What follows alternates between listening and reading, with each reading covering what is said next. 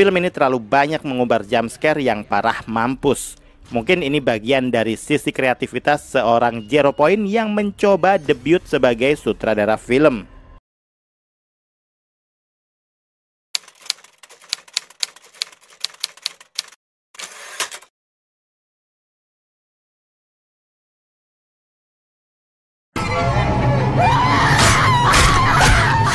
Salam sinema, sahabat sinemalogi. Jalan Pulang adalah film horor yang disutradarai Zero Point.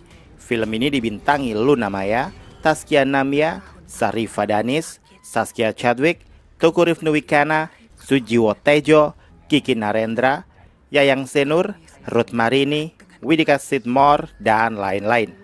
Setelah kematian janggal suami, Lastini yang diperankan Luna Maya meyakini bahwa sakit yang dialami putrinya, yaitu Arum yang diperankan Saskia Chadwick, bukanlah gangguan biasa, melainkan pengaruh sosok lain yang menguasai tubuh Arum. Lastini harus menyembuhkan Arum sebelum hari ulang tahun di tahun Kabisat. 5 hari menjelang, Lastini ditemani 2 anaknya yang lain, yaitu Lia dan Rama, yang melakukan perjalanan menyusuri Pulau Jawa menemui para dukun dan orang pintar yang dianggap dapat menyembuhkan Arum. Perjalanan mereka semakin berat, manakala iblis itu semakin menguasai Arum. Kalian bisa membantu kami dengan klik tombol Super Thanks di bawah video. Kami akan sangat berterima kasih atas berapapun nominal saweran yang kami terima. Jalan Pulang bukan kisah yang fresh dari ranah perhororan tanah air. Kisah seorang ibu yang berjuang agar anaknya terbebas dari kutukan sudah lumayan sering. Di sini ditambah unsur kesurupan, dukun-dukunan, klinik jejawaan, dan sedikit cita rasa dari Zero Point yang hambar dan kini sudah mulai terasa membosankan. Berangkas kumpulan kisah-kisah nyata tulisannya sepertinya begitu-begitu saja. Jadilah film Jalan Pulang menjadi sebuah kisah semi-road movie ala-ala dalam upaya sang ibu untuk menyelamatkan sang anak yang benar-benar gagal untuk menyusuri jalan pulang. Film ini tidak memberikan sajian horor yang apik. Awalnya film dibikin semeyakinkan itu bahwa kisah cerita akan menjadi lebih menarik untuk diikuti. Nyatanya makin kesana film makin kemana-mana. Editing juga sangat terasa mentah, apalagi yang cut to cut antara kejadian sekarang dengan flashback yang kasar banget. Berasa banget disumpel-sumpelin. Memang niatnya untuk memberikan kisi-kisi jelang plot twist, hanya saja terasa tidak efektif di mana-mana. Terlalu banyak karakter yang disia-siakan. Alih-alih menjual nama 3 ratu horor, malah membuat film jadi keteteran untuk bisa memaksimalkan karakter yang mereka mainkan. Tentu saja yang paling terblow up adalah Luna Maya. Sebagai Lastini, karakter utama yang menjadi inti dari cerita ini. Meski peran ibu masih belum banyak dia mainkan, di Jalan Pulang Luna Maya bisa memberikan performa yang tidak busuk sebenarnya. Mungkin karena jatah dialog yang aduhai ajaib, sehingga membuat apa yang sudah Luna Maya perankan tidak membawa dampak yang bagus buat film secara keseluruhan. Karena dari awal filmnya sudah mulai berbau-bau kacau. Setelah menonton Gundik, kemudian lanjut menonton film Jalan Pulang, rasanya tuh kayak fiksi. Ini Luna Maya emang kejar setoran banget sih. Ya, semoga Project Susana sama Project Baim Wong menghasilkan film horor yang kualitasnya layak diacungi jempol dan tidak sekedar kejar setoran. Lain Luna, lain Sarifa. Di film ini dia yang kebagian menjadi pemedinya, memerankan setan gentayangan Marsina yang menuntut balas. Selama ini saya nggak pernah merasa dikecewakan oleh penampilan Sarifa Danis. Hanya saja kali ini dia mendapatkan naskah cerita yang ampasnya nggak ketulungan.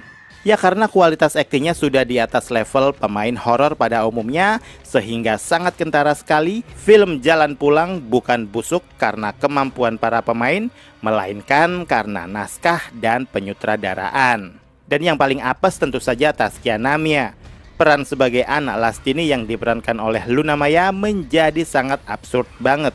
Memang sih, statusnya adalah anak angkat yang sudah gede waktu diadopsi, sehingga menjadi relate ketika peran itu diisi oleh Taskia Namia. Hanya saja, Kedua insan itu seakan menciptakan sebuah gap yang gak memunculkan chemistry sama sekali.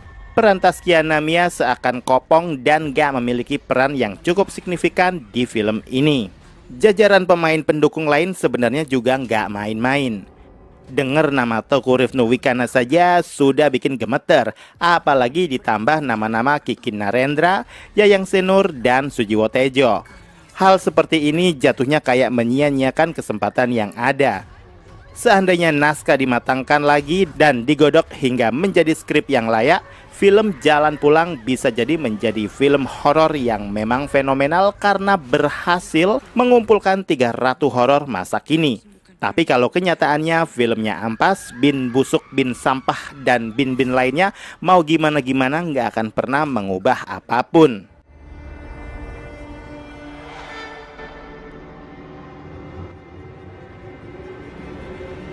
Film ini terlalu banyak mengumbar jumpscare yang parah mampus.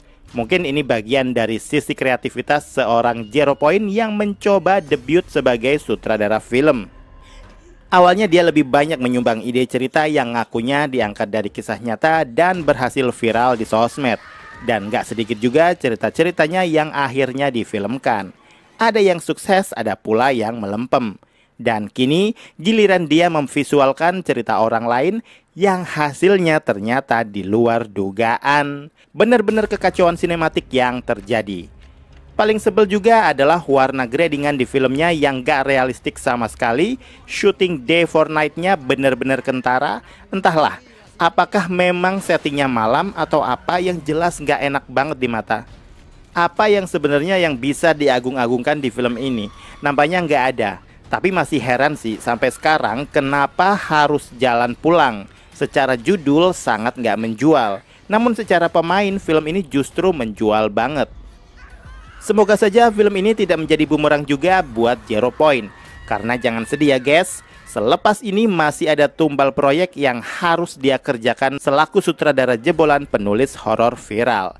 Semoga hasilnya lebih bisa dipertanggungjawabkan dibanding yang sekarang. Pada akhirnya menonton film Jalan Pulang bikin capek banget, asli. Selain karena nggak rapi, adegan kesurupannya over, penggunaan bahasa Jawanya juga masih aja ada yang gilani. Kowe sudah bikin aku menderita. Apa coba dialog kayak gitu ya? Demikian video reaksi dari film Jalan Pulang yang tayang di bioskop. Silakan like, komen, dan subscribe kanal ini. Cek juga akun-akun media sosial Sinemalogi.